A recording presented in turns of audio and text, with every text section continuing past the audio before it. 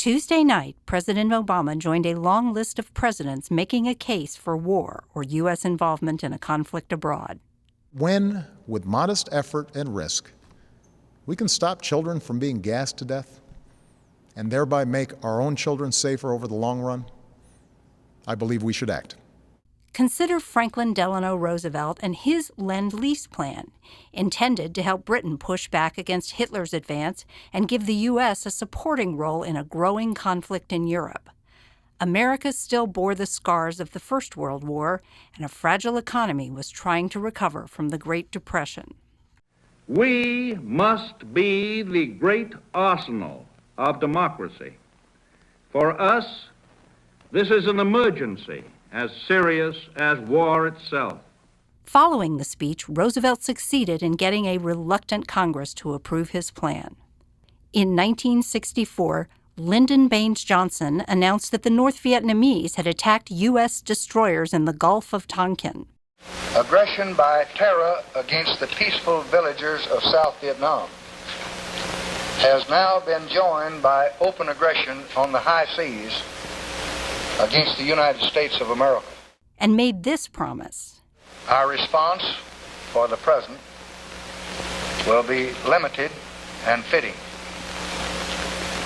We Americans know, although others appear to forget, the risk of spreading conflict.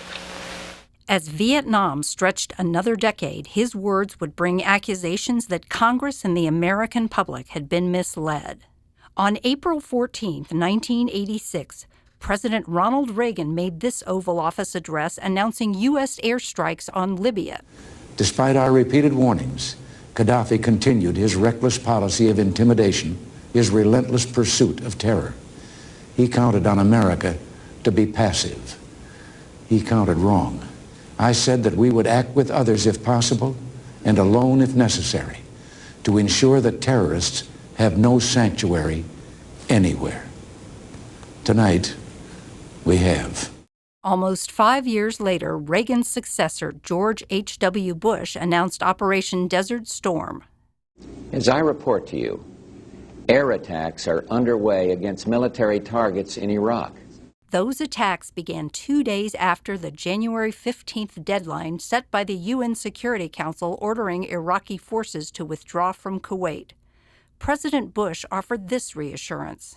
I've told the American people before that this will not be another Vietnam. And I repeat this here tonight. Our troops will have the best possible support in the entire world, and they will not be asked to fight with one hand tied behind their back. In March 1999, President Bill Clinton made his case for intervention in Kosovo, a move that was highly unpopular at the time. We act to protect thousands of innocent people in Kosovo from a mounting military offensive. We act to prevent a wider war, to defuse a powder keg at the heart of Europe that has exploded twice before in this century with catastrophic results. On March 19, 2003, George W. Bush vowed to finish the war his father had begun, promising to disarm Saddam Hussein and free the Iraqi people.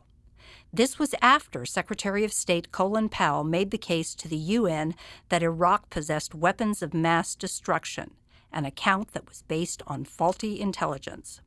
Our nation enters this conflict reluctantly, yet our purpose is sure.